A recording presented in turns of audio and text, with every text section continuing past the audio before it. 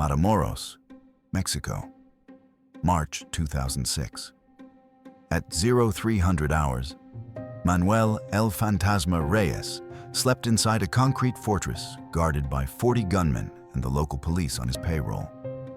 For years, United States agencies believed he was untouchable, a logistics kingpin who controlled the entire Gulf Cartel pipeline into Texas without ever crossing the border himself. But that night, the men moving through his compound wore Mexican federal police uniforms and spoke flawless Spanish. One detail would later matter to investigators. Every shot was subsonic, leaving no ballistic signature. Before sunrise, 12 guards were dead. Reyes was erased in his bedroom, and the killers were already back in Texas.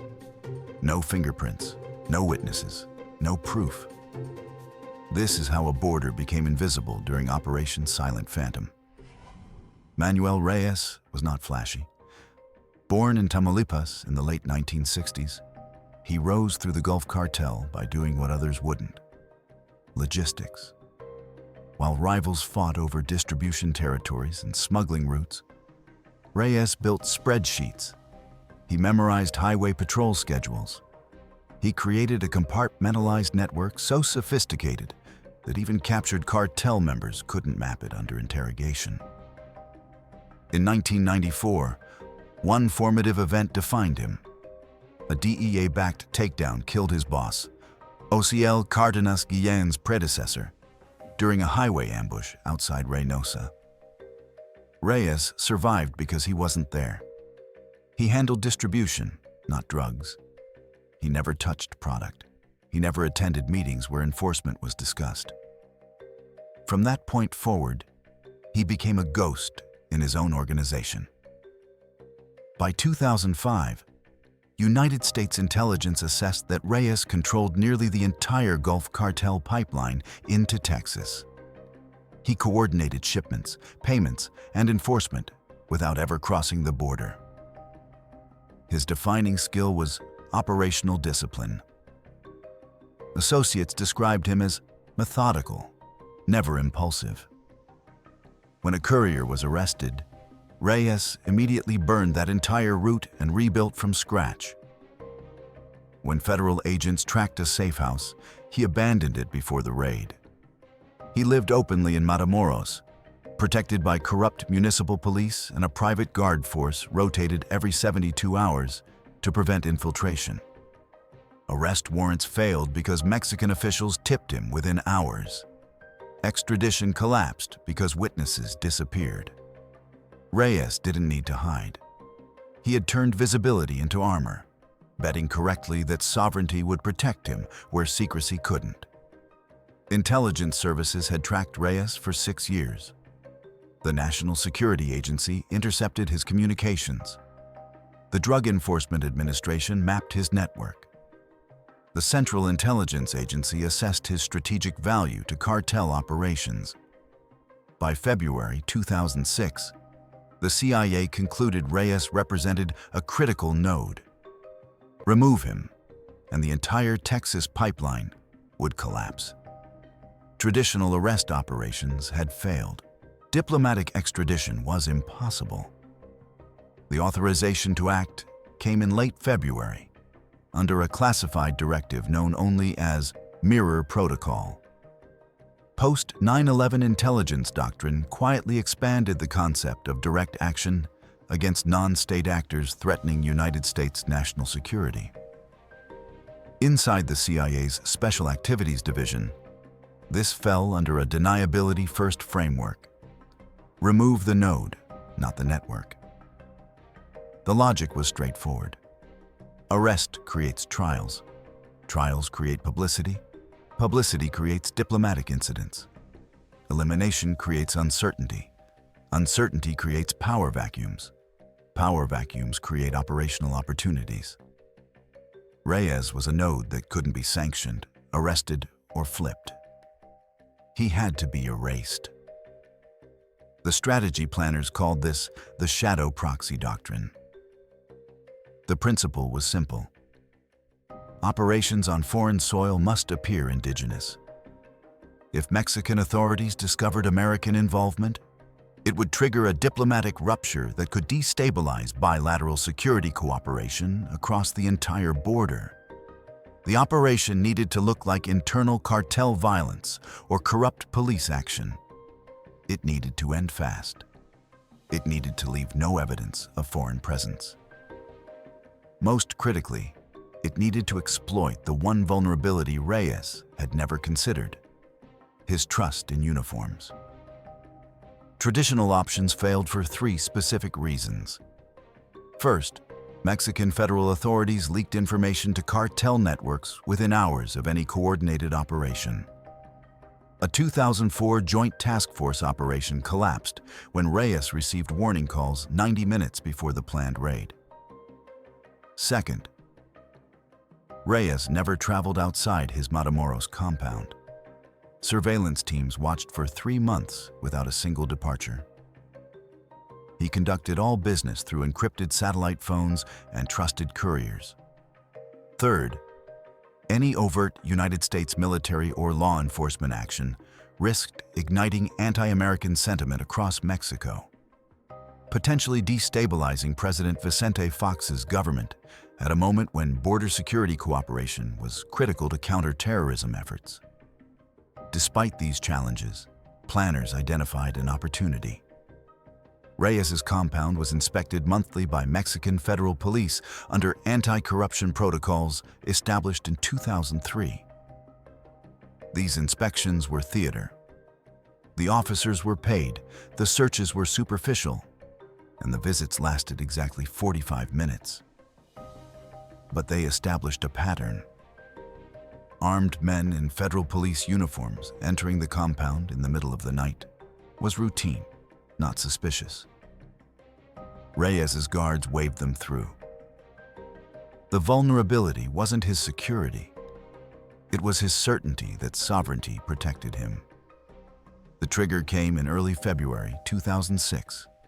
Signals intelligence intercepted communications between Reyes and a Houston-based distribution cell. The conversation referenced a planned mass shipment, 40 tons of cocaine and methamphetamine scheduled to cross the border in mid-March. The intelligence assessment tied this shipment directly to escalating cartel violence in Houston that had killed 11 people in 6 weeks, including 2 civilians caught in crossfire. The National Security Council reviewed the threat. The assessment shifted from containment to removal. Planning moved to execution. Within 72 hours, Delta Force operators and CIA paramilitary officers were briefed on Project Mirror. During the planning phase, one Delta operator, call sign Sierra 6, experienced what intelligence handlers call legend drift.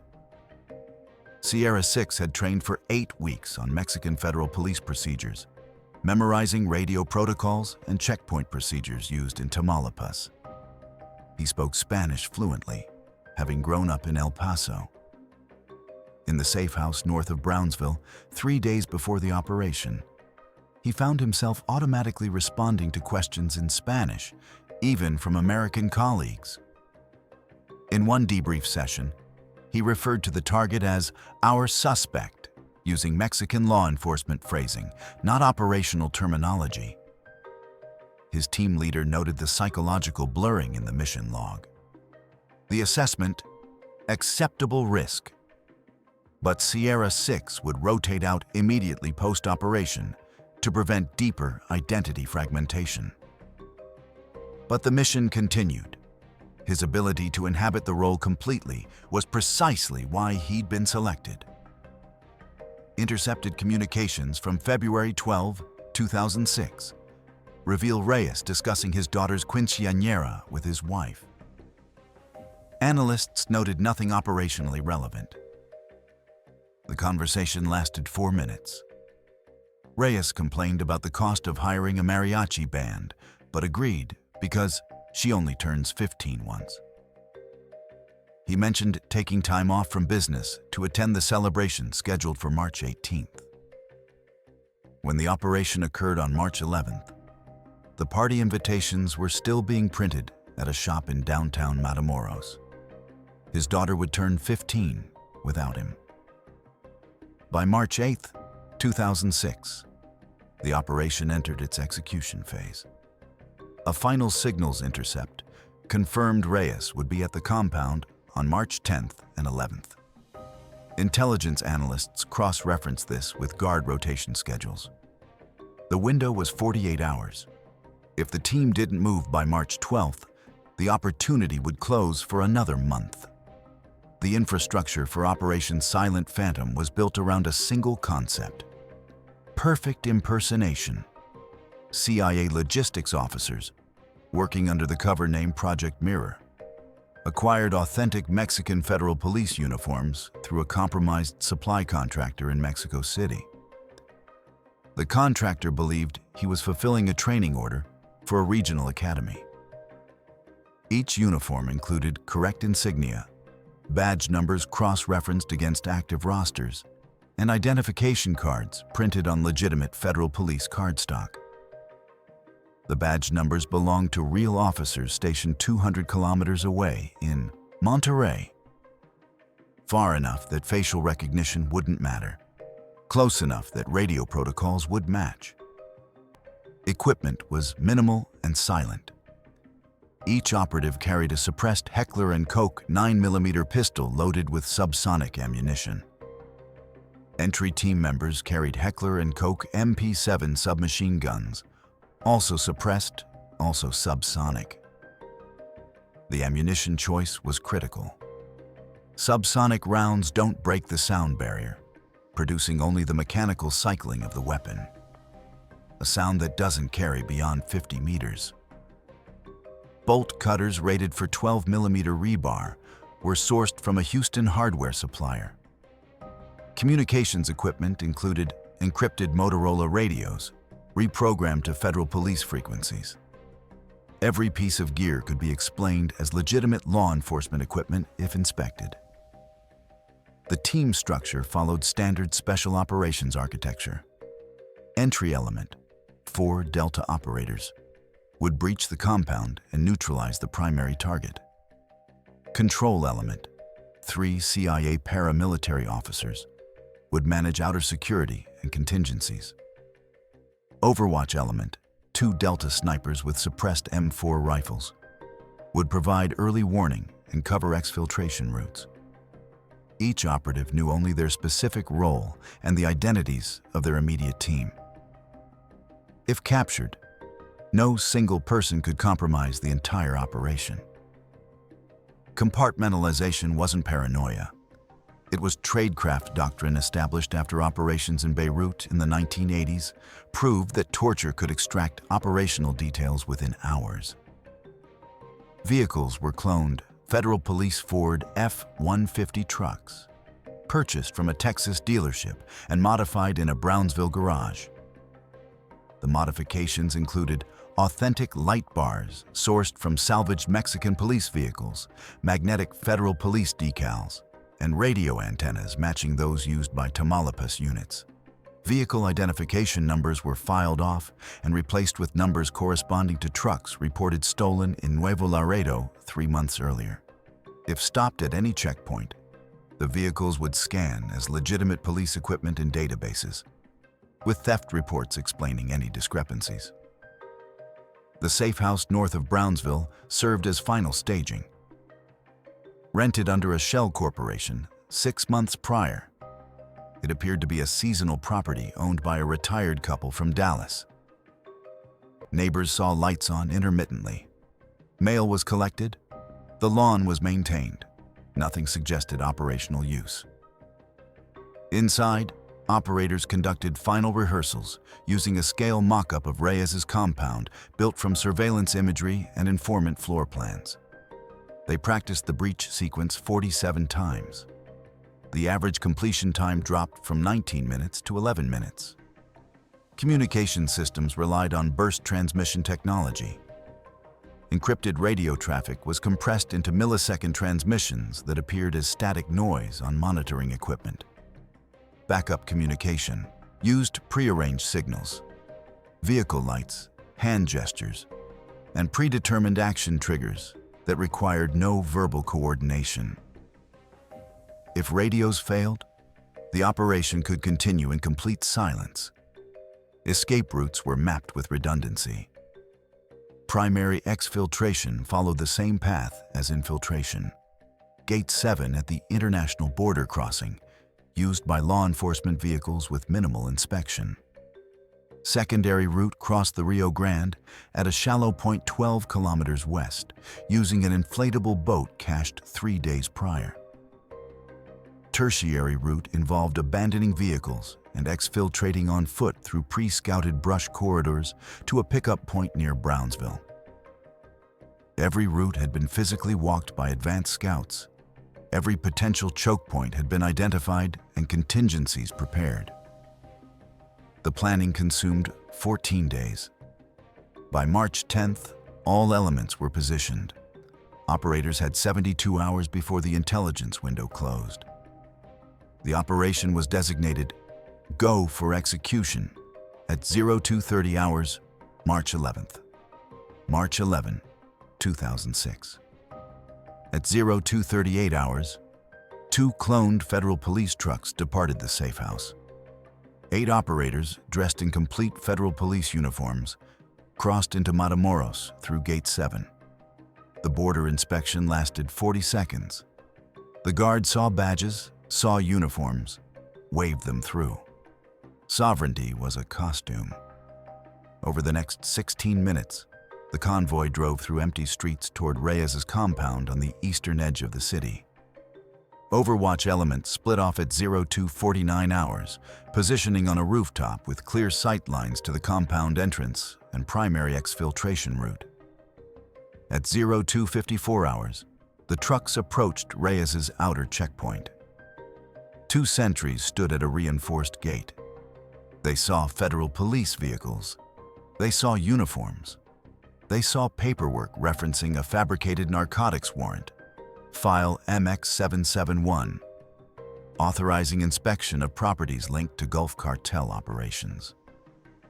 The warrant was printed on authentic federal police letterhead, signed with a forged magistrate signature, and stamped with a jurisdiction seal purchased from the same compromised contractor who supplied the uniforms. The complication was unexpected. One sentry, an off-duty municipal police officer earning extra money as private security, recognized one of the operators. Not by name, by face. He had seen him weeks earlier during a legitimate federal police operation in Reynosa. Control element adjusted instantly. The team leader, speaking in flawless Tamaulipas dialect, accused the officer of interference with a federal investigation.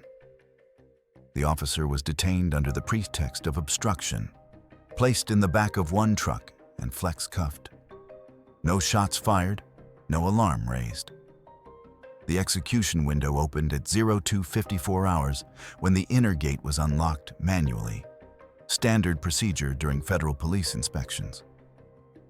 Reyes, chief of security, followed protocol.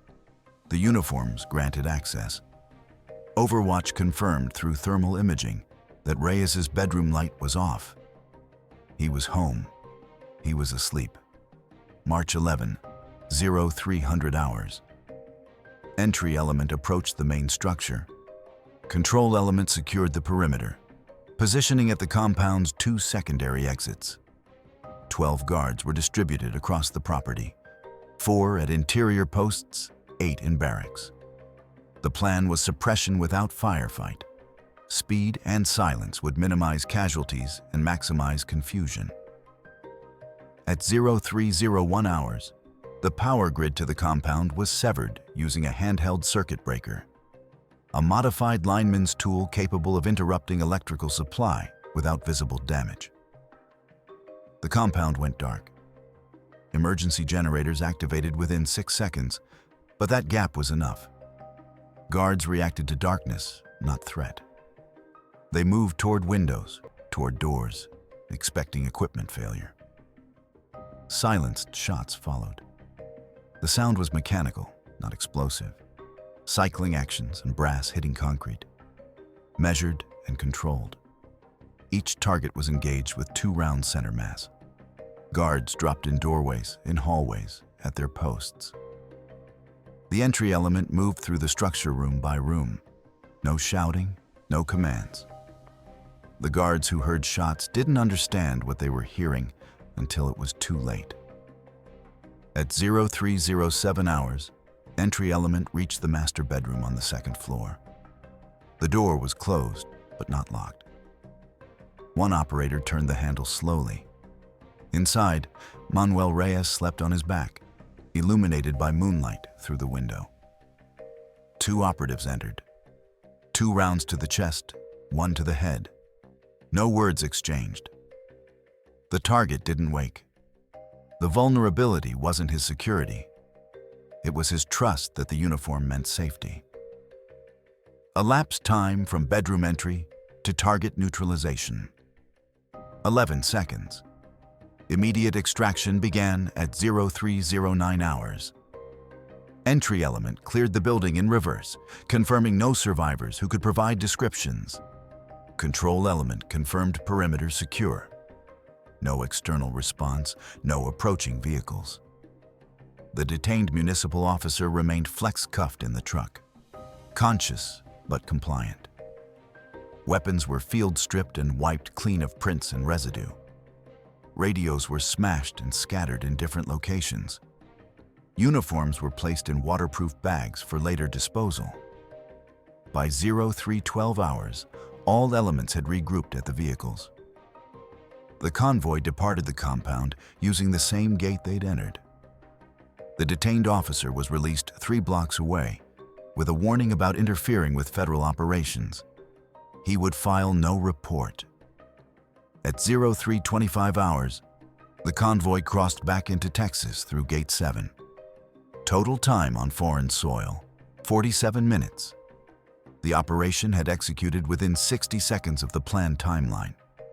While entry element exfiltrated 200 meters away, Overwatch element observed through night vision optics. They watched the compound go dark. They counted muzzle flashes through windows, 12 distinct suppressed shots in 9 minutes. They tracked the convoy's departure. They noted no pursuing vehicles, no police response, no indication the operation had been detected as anything other than routine federal police activity.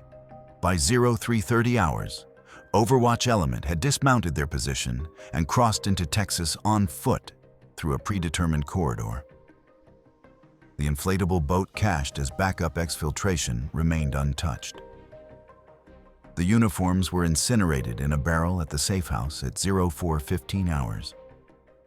Weapons were disassembled, with components scattered across 3 different locations in the Rio Grande. Vehicle decals were removed and burned.